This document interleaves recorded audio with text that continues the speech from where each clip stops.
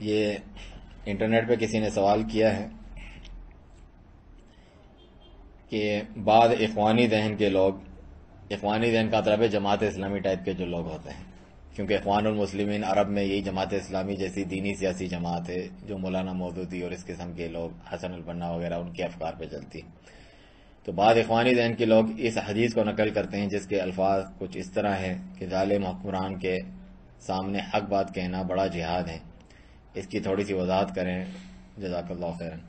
یہ مشہور حدیث ہے کہ افضل جہاد کیا ہے، کلمۃ حق عند سلطان جائر، کہ حق بات کہنا ایک ظالم جابر سلطان حکمران کے سامنے.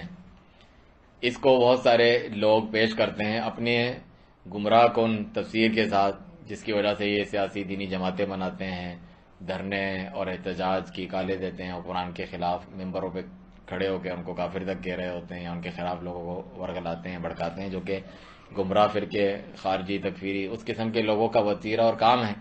اور جو صحیح اہل سنہ ہیں، سلفی ہیں اور ان کے علماء ہیں، وہ سے منع کرتے ہیں کتاب و سنت کی روشنی میں، نبی صلی اللہ علیہ وسلم کے فرامین کی روشنی میں کہ ظالم حکمران آئیں گے تو تمہیں اس پہ صبر کرنا ہے، ان کے حق میں دعا کرنی ہے اللہ انہیں ہدایت دے، انہیں نصیحت بھی کرنی ہو تو ممبر پہ چڑھ کے ذلیل کر کے سب کے سامنے نہیں، بلکہ خفیہ طور پہ الگ سے مان لیں تو اچھا ہے، نہیں تو ان کو اللہ کے یہاں جواب دینا ہے. اور دوسری حدیثوں میں کہ تمہارے ذمہ وہ ہے جو تم سے لیا گیا ہے کہ تم ان کی اطاعت فرمانبرداری کرو جائز کاموں میں، منکر میں نہیں، اور ان کے ذمہ وہ ہے اللہ تعالیٰ ان سے کڑا حساب لے گا.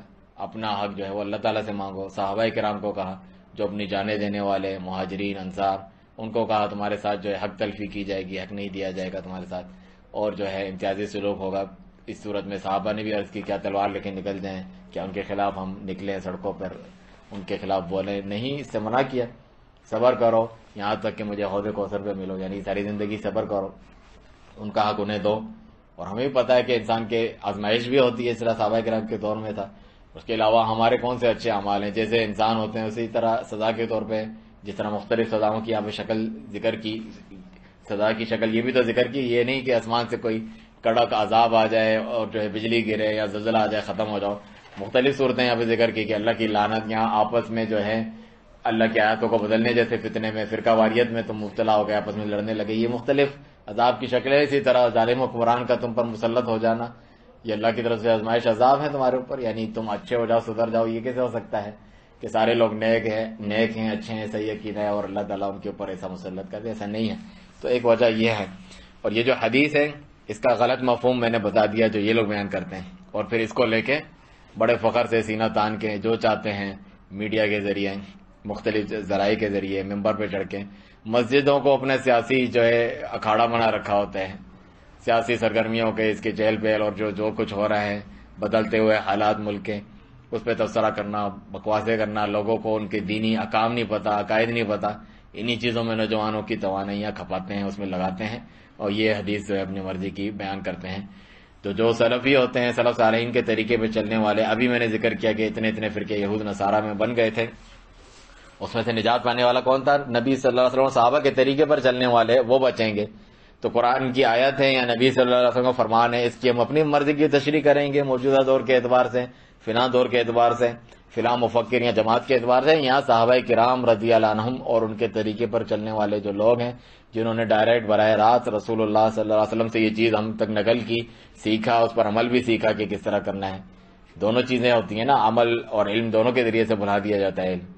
یہ تو دین کے نام پر اتنے یہاں پر اس قسم کی جماعتیں اور اس قسم کی چیزیں پھیلاتی ہیں تو ڈر لگتا ہے، لیکن اللہ تعالیٰ نے اس کی ضمانت لی ہے کہ لا تزال طائفۃ من امتی ظاہرین علی الحق، میری امت کا ایک گروہ حق پر قائم رہے گا، اس کی وجہ سے بچے میں، ورنہ ادھر بھی علم اور عمل بھلا دیا جاتا اور یہ اس کو ایک دینی کام سمجھتے ہیں، جس طرح بہت سارے لوگ سمجھتے ہیں.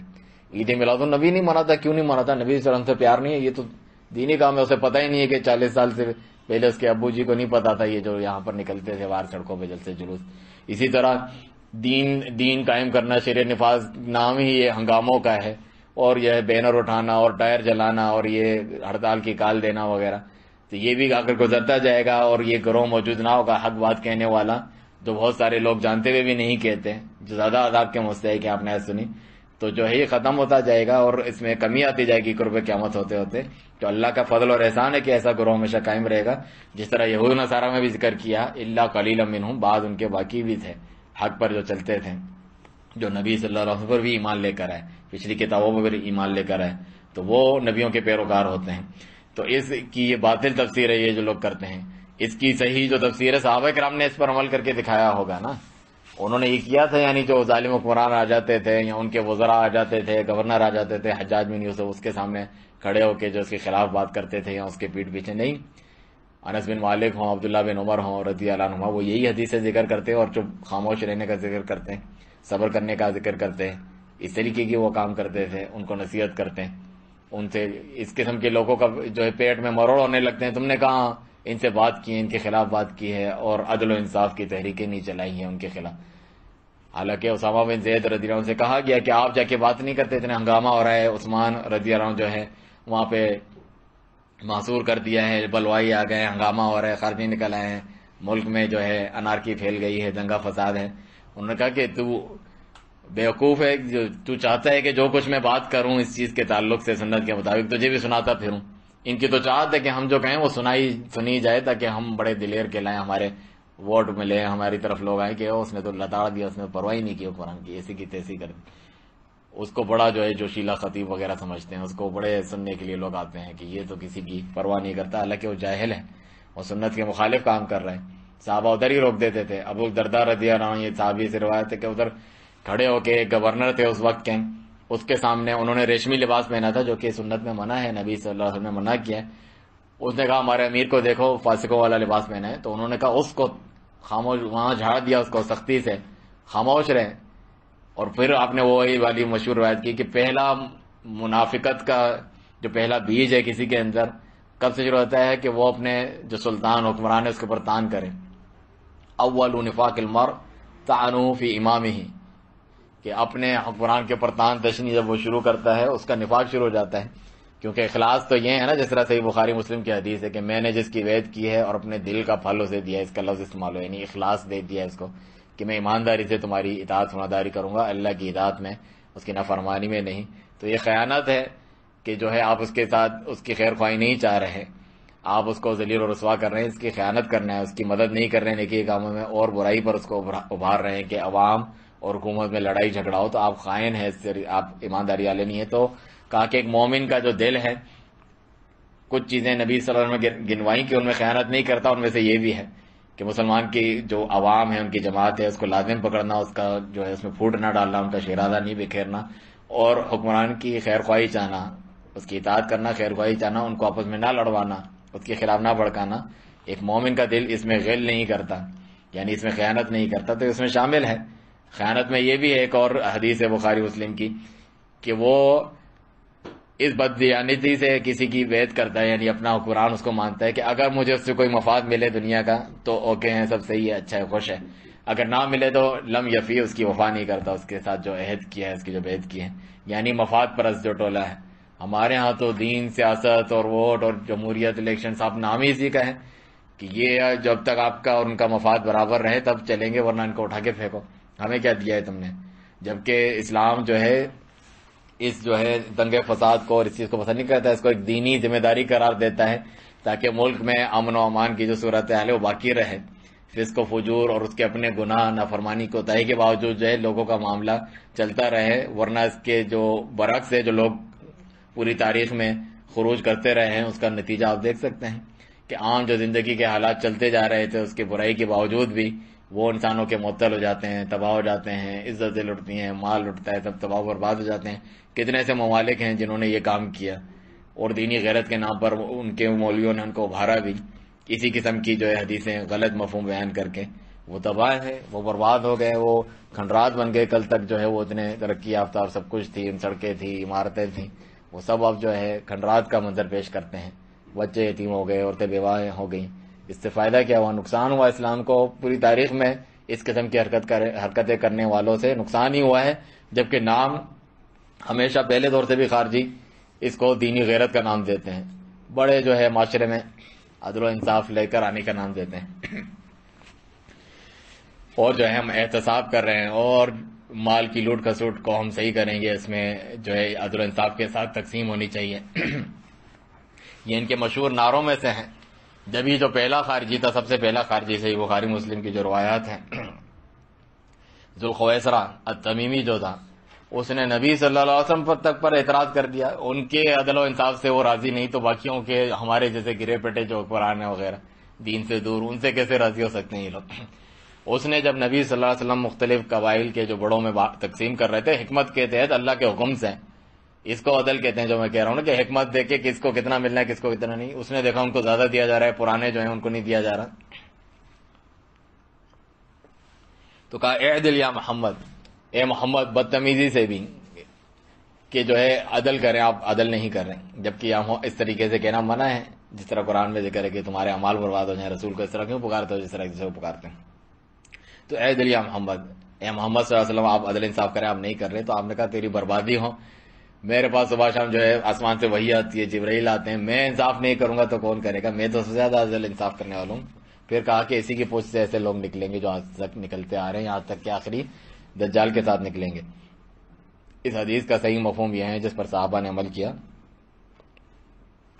اس میں ہے عندہ سلطان جائر، عربی میں عندہ کہتے ہیں قریب، سلطان جائر حکمران جو ظالم جابر ہے اس کے پاس جا کر کلمہ حق بیان کرو، بتاؤ اسے. تو یہ تو ہم کہتے آئے ہیں کہ اس کے سامنے کہو نا، لوگوں کے سامنے بتا کر کیوں جو ہے ہنگامہ جو ہے بپا کرتے ہو، لوگوں کو اس کے خلاف ابھارتے ہو. اتنی ہمت ایسے لوگوں میں ہوتی نہیں ہے اور نہ ان کے اندر اخلاص ہوتا ہے. وہاں جا کے اگر میں کروں اور یہ بات بھی مان لے یا سب صحیح ہو جائے یا نہ مانے، مجھے کیا ملا اس کے بدلے میں؟ میری پارٹی کو، میری تنظیم کو، میری جماعت کو کچھ ملا ہی نہیں، نہ لوگوں نے دیکھا. اسی میں تو اخلاص ہے، لوگوں نے نہیں دیکھا اور تو نے پیچھے اس کو صحیح کر دیا. اپنے والدین، جو والدین ہیں ان کا بھی حق ہے انسان کا، کسی کے والدین میں کوئی گمراہی، کوئی کمی کوتاہی پائی جاتی ہے یا وہ اولاد پر ظلم کرتے ہیں، کسی ایسی چیز پہ ناانصافی کر رہا ہوتا ہے، اس کے لیے کیا آپ یہ کرتے ہیں کہ باہر جا کے مسجد کے ممبر پہ کھڑے ہو کے یا لاؤڈ اسپیکر پہ آپ اعلان کرتے ہیں میرے باپ نے تو صحیح کر دے، یہ چیز تیرے اندر غلط ہے. اس طریقے سے تو اور جو انانیت اور غیرت جاگے گی، وہ حق بھی قبول نہیں کریں گے جو کرنے والے ہیں. یہ تو تذلیل کرنا ہے. اس کو حق بات جو قبول کر بھی سکتا تھا اگر اخلاص سے نصیحت کرتے چھپ کے، وہ بھی اب قبول نہیں کرے گا. یعنی تم نے برائی کی اچھائی کے بجائے. نیکی کا حکم کرنا، برائی سے روکنا، جو اچھا عمل ہے اس کو اپنی کم فہمی، کم علمی میں نقصان، فائدے سے زیادہ نقصان کا سبب بناتے ہیں ایسے لوگ. تو حکمران کو جو ہے نصیحت کرنا عند سلطان جائر، حدیث میں ہے کہ اس کے پاس جا کے یہ بات کہو تو تمہارا وہ اخلاص بھی معلوم چل جائے گا کہ تمہاری کوئی اس کی کوریج نہیں ہوئی ہماری جو ہم نے بتایا تھا، لوگوں کو نہیں پتا چلا، اخبارات میں نہیں آیا. تو اخلاص ہے نا اس میں کہ تمہیں کچھ نہیں ملا، کوئی شہرت نہیں ملی، کوئی لوگوں نے واہ واہ نہیں کی کہ یہ تو بڑا جری ہے، اس نے تو جا کے بہادر وہاں سنا دیا اس کو، یہ کچھ نہیں ملا. وہ حکمران صحیح ہو گیا یا مانی یا نہیں مانی، اس کی ذمہ داری پوری ہو گئی. تو آئندہ سلطان جائر کا مطلب ہے صحابہ بھی اس میں عمل کرتے تھے، اس کے پاس جا کے کرے. جس طرح عیاض بن غنم رضی اللہ عنہ کی مشہور حدیث ہے جو السنہ لابن ابی عاصم میں صحیح سند سے روایت ہے. تو انہوں نے کہا کہ جس کے پاس، نبی صلی اللہ علیہ وسلم نے فرمایا جس کے پاس نصیحت ہو اپنے حکمران کے لیے تو وہ اس کو اعلان اعلان لوگوں میں بتاتا نہ پھرے، بلکہ اس کو ہاتھ سے پکڑے، خلوت میں تنہائی میں لے جائے اور اس کو بتا دے. اگر وہ قبول کر لے تو اچھا ہے، ورنہ اس کی طرف سے ذمہ داری پوری ہو گئی. اب اس قسم کے لوگ جن کے دنوں میں ویسے ہی فتنہ فساد ہوتا ہے، مذاق اڑاتے ہیں اس حدیث کا. ہاں یہ تو ملے گا ہی نہیں، وہ تو قریب آنے ہی نہیں دیتے، اتنے تو آگے پیچھے کے گارڈ ہوتے ہیں، لوگ عوام کا مل سکتی ہے ان سے. ایک تو عوام ویسے ہی جاہل ہے، تمہارا وہ لیول ہے بھی نہیں کہ تم اس سے بات کرو، تمہیں تو دینی احکام معلوم نہیں، تمہیں تو یہ بھی نہیں معلوم، جس طرح شیخ صالح الفوزان کہتے ہیں کہ وہ جو حکمران جس کی بات کو تم غلط سمجھ رہے ہو، کیا ہوتا ہے وہ غلط ہو بھی نہ، تیرے اپنے عقل کا فطور ہو، تیری اپنی کم علمی ہو، فلاں جو ہے حکومت سے کیوں رابطے کیے، فلاں ملک سے کیوں، ان کے تمہیں کیا پتا ہے، زیادہ ان کو تم سے علم ہے اس چیز کے بارے میں، کیا پتا اس کے بعد زیادہ قریبی مشیر ہوں جو دینی علم بھی رکھتے ہوں.